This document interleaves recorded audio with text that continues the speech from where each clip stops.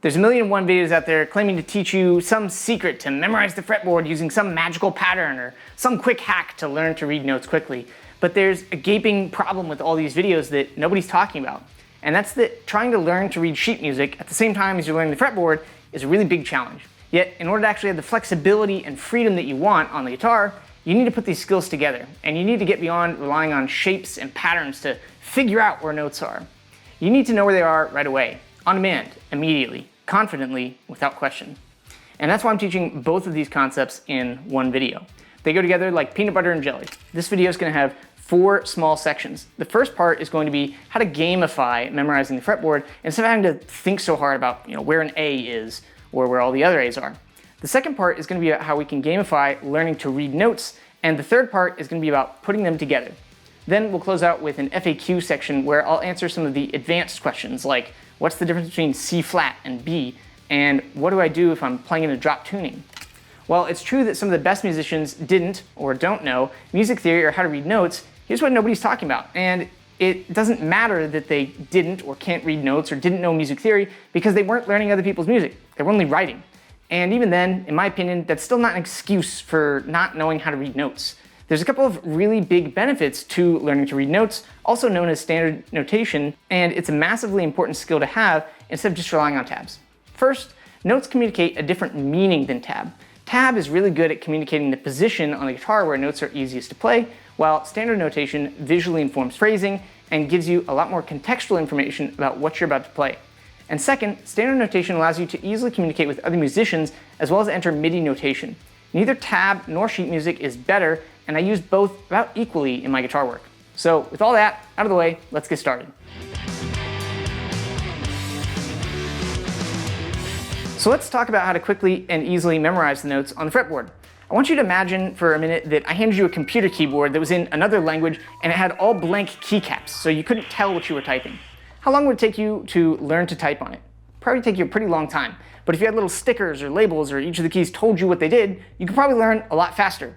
And the great news is that we can do actually the same thing on guitar with a little tool simply called fret labels. They cost about $10 on Amazon. And one of my favorite parts about this method is it takes away a lot of the pressure of needing to learn the musical alphabet right away. Instead, all the answers are right in front of you all the time. And the first thing you're probably thinking is, ugh, how long do I have to use these stupid things? And actually, not as long as you think. It usually only takes like 1 or 2 weeks if you follow the methods I'm about to share with you. And if you want, you can even remove some of the stickers as you're feeling more confident with that particular fret or those notes. And let's get real for a second. If you're still at the phase where you're still learning where the notes are on your guitar, you probably aren't playing in public or producing a bunch of videos, at least not yet. So don't let yourself get wrapped up in a bunch of needless shame while you're just learning. Remember that an expert in anything was once a beginner.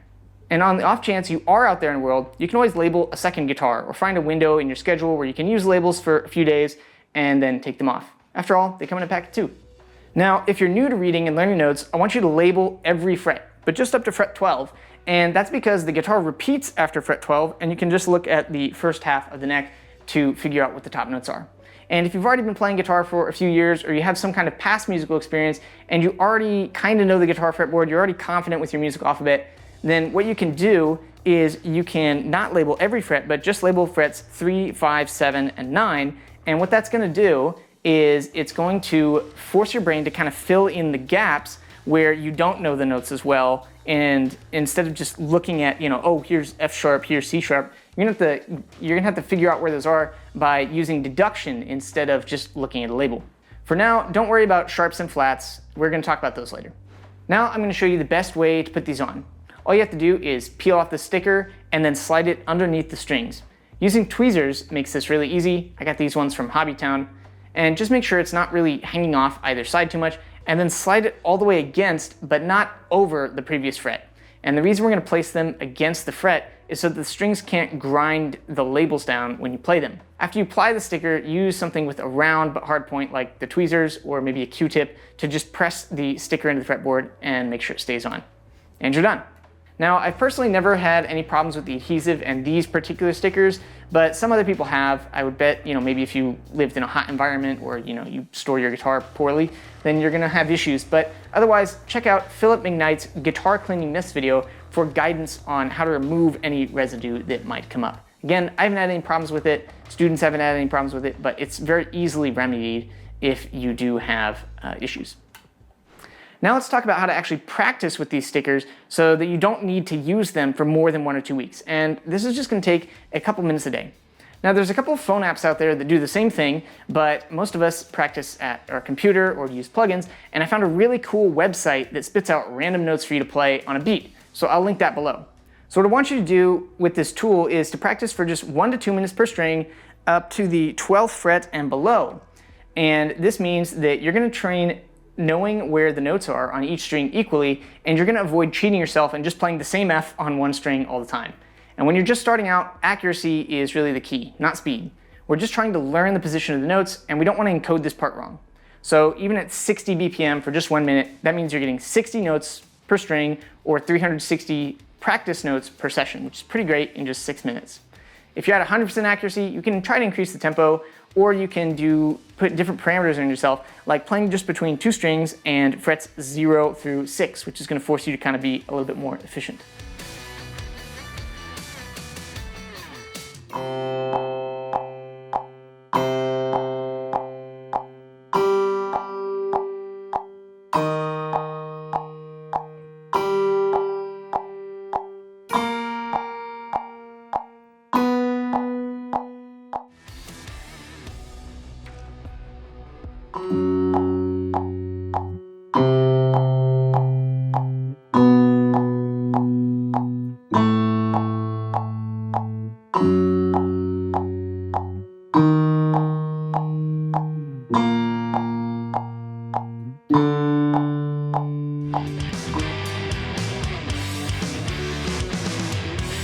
So now that we know where the notes are on the instrument, let's talk about learning where the notes are on the page. All music is written on the musical staff. Depending on the instrument you play, you may need to read a different clef. The most common clefs are treble clef, bass clef, and tenor clef. Guitar reads in treble clef, and that's the only one you're going to need to worry about for now. There are lots of cute analogies to learn how to read notes, and even some terrible ones that I couldn't include in this video, but most people start with learning the notes on the lines using the analogy, every good boy does fine, and that looks like this. And then the notes that appear between the lines can just be filled in as face. Yep, it's pretty boring. Now we need to learn to read these notes quickly, and the most convenient way I found to do that is by using an app called Music Tutor. It's available for both iOS and Android, it's free, and it works like this. It's going to show you a note, and then you're just going to press the matching letter name. The notes are actually laid out just like a piano, but they're labeled with the letter names, so you don't have to know where the notes on the piano are. Now the reason I like Music Tutor so much versus other apps that have similar things is this allows you to practice specific note ranges that you need. And when you're just starting, I recommend setting the app to treble clef only and the range from A3 to A5. This is going to cover everything in the every good boy does fine and face, plus a couple of notes beyond the lines. Practice with Music Tutor 5 to 7 times a week for a couple of 1-minute sessions, and you're going to be well on your way to reading notes fluently. Of course, if you want to practice more, that's not going to hurt either.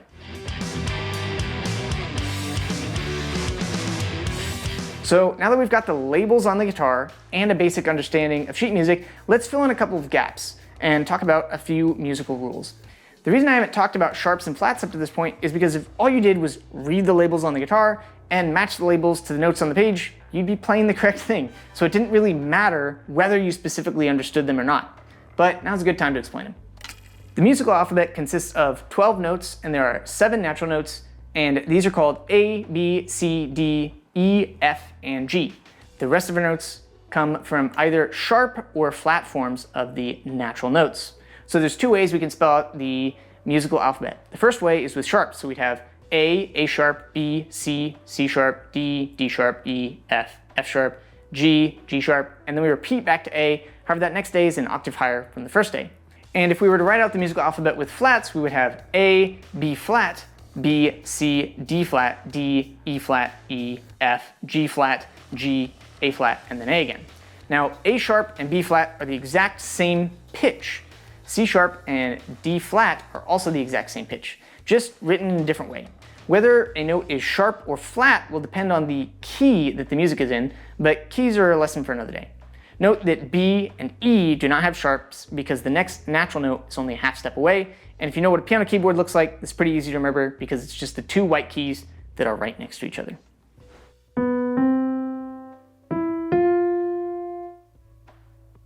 So what's the difference between a sharp and a flat? A sharp is when we raise a note by a half step, and a flat is when we lower a note by a half step. A half step just means a pitch is either one fret up if you're going sharp, or one fret down if you're going flat on the guitar, and a whole step just means that it's 2 frets up or 2 frets down. So let's see some sharps and flats in practice. If I said play A flat on the fretboard, you could play any of these places.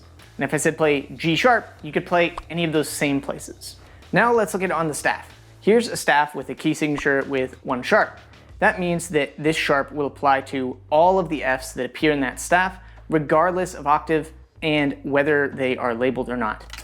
And if you're just starting out reading music, it can be especially helpful to go through and label all of your sharp and flat notes, oftentimes with a colored pencil or highlighter, until you memorize your key signatures, which ultimately make music easier to read. Oh, and one last quick thing. If you ever see this symbol, it means that you should play a natural note instead of a sharp or flat note. There's one last thing I need to cover before I turn you loose on your final assignment, and that is knowing which range to play the music in. So what I want you to do is memorize just a couple of different landmarks, and just memorize that this E means the low open E, and that this is the high open B. That'll give you a starting place, and then you can figure out where the rest of the notes are from there. That said, if you open a file in Guitar Pro, the default display is going to show you both notes and tabs, which is super useful. And like I said in the beginning of the video, neither of those forms are superior ways of reading music, but tabs are great because they tell you kind of where to play something on the guitar. And if you got it, use it.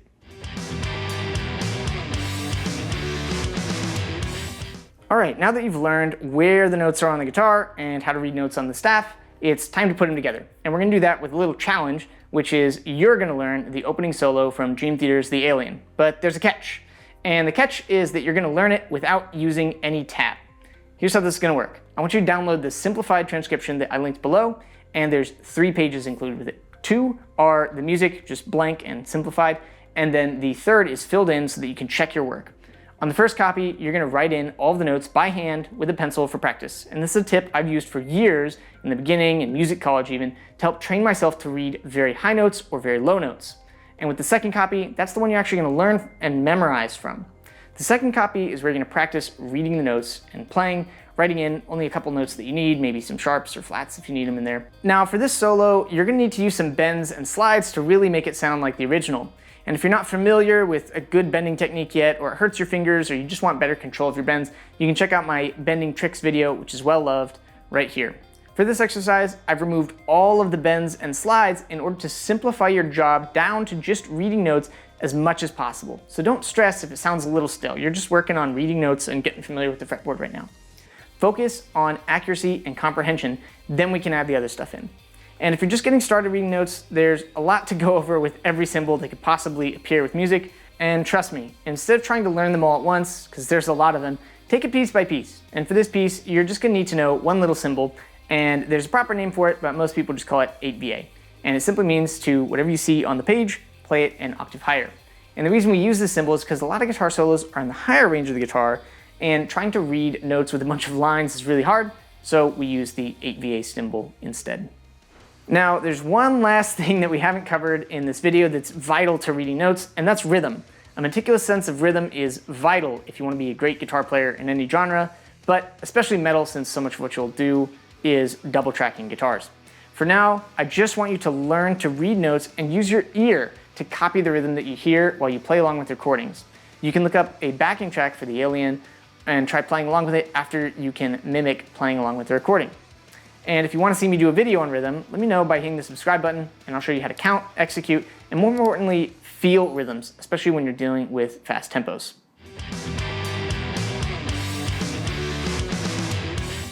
Is it bad to memorize patterns, and which patterns should I learn? Patterns can be useful tools, but there's a lot of places where they'll kind of break down. Further, players who rely on patterns often get stuck just playing in circles and playing in the same spots that they're familiar with on the guitar. If instead of relying on patterns, you have a rock-solid fundamental understanding of where every note is on every string, you won't even need them. And that's why I haven't focused so much on teaching patterns in this video. That said, it is worth pointing out a few patterns so you know approximately where on the fretboard a note is going to repeat. And first up is you've got the two E strings. Anything that you play on the low E string is going to be in the exact same spot. On the high E string, the trick is it's going to be 2 octaves higher. And generally, if you're going between those ranges, then you're probably going to be playing somewhere different on the fretboard, frankly, but it can be helpful for just learning the strings. And then there's the up 2, over 2 rule. So any fret you play, up 2 and over 2 is going to be an octave. And then when you get to the D and G strings, you're going to have to stretch one more.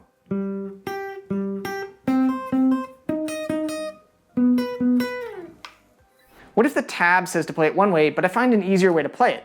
One thing that standard notation isn't great at communicating is where on the guitar is easiest to play a particular phrase. This is made worse by the fact that notes repeat pretty frequently on the guitar. You know, I can play an A here, an A here, or here, or here, or here. Right there. So there's a couple of considerations to take into account based on whether you're writing your own music or you're making an authentic cover. Generally, you're going to want to avoid open strings unless that's how the original parts are played or you're doing some open string tremolo thing.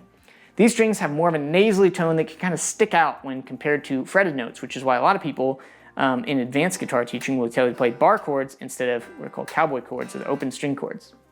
Now, if you're playing a cover, you might choose to play something in a more difficult position because it's more authentic to the original. And whenever I'm working on covers, I'll always check YouTube for multiple live performances or any instructional videos that the artist has put out on particular solos that are going to inform how I play something. Here's an example.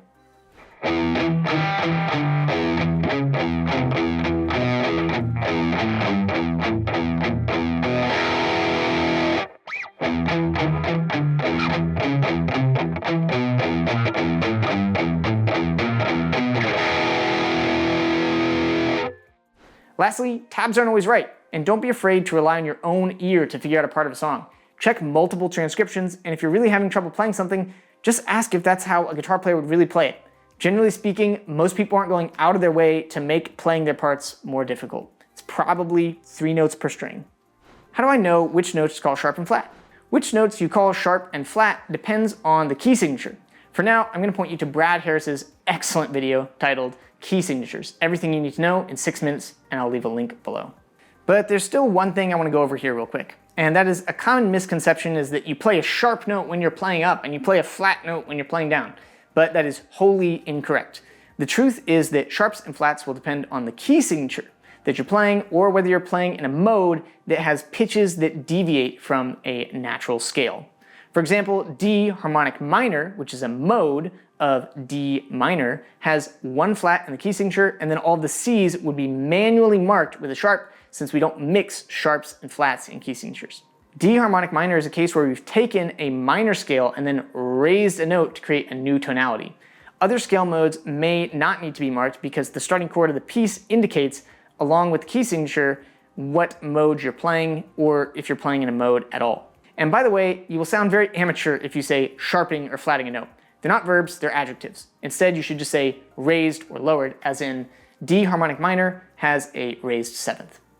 What if I play in an alternate tuning?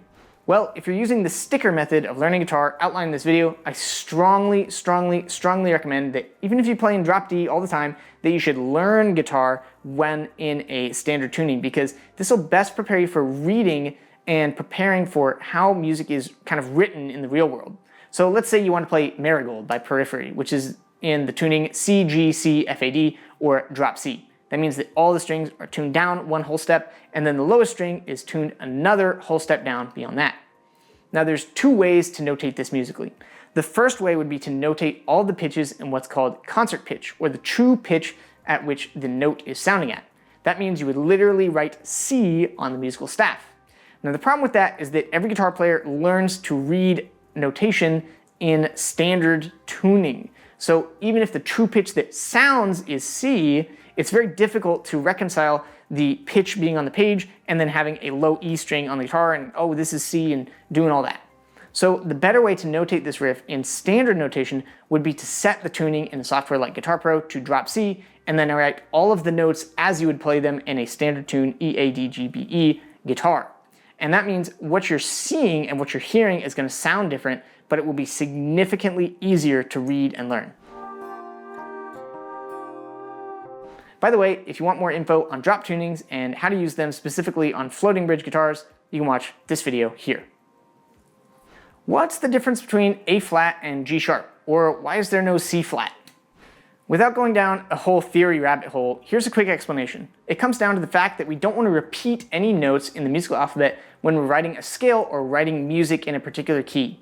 If you repeat notes in the musical alphabet, it can make music very difficult to read. For example, E major consists of E, F sharp, G sharp, A, B, C sharp, and D sharp. If you write it out as E, F sharp, A flat, A, B, C sharp, and D sharp, you see how we have two A's in the staff in there, but they're just with different accidentals. That makes it really hard to read. While it might sound the same, you're going to run into problems with writing on a staff, and that's because of the intervals that the natural notes communicate. An E major chord consists of E, G sharp, and B. Now we know that G sharp and A flat are the same note, but why do we choose to use a G sharp here? Well, if you write out E, A flat, and B on the staff, what's communicated visually before your brain really processes the flat, which is a note that's outside of the key of E major, is that there's a fourth between E and A. And that looks on the staff more like an E sus4 chord than it does an E major chord, even though the pitches are the same. If we write E, G, and B instead, and we leave the sharp on the G to be communicated by the key signature, the positions of these notes alone communicate that we're looking at a major chord before we write in any additional sharps or flats, which makes the music easier to read. Today we covered how to easily learn the notes of the fretboard and how to learn to read music on a gamified way. Now it's time for you to go put everything into practice. Links for everything I mentioned are down below, and if you want to support the channel, the best way to do that is to hit like and subscribe. That's free. And if you want some extra lessons on how to dial in tones, ramp up your musical phrasing, or even get a new lesson I just added called speed stacking, which is how to break through speed plateaus consistently, you can subscribe to my members area for as little as $2 a month down below. Thanks for watching, and I'll see you in the next one. Peace.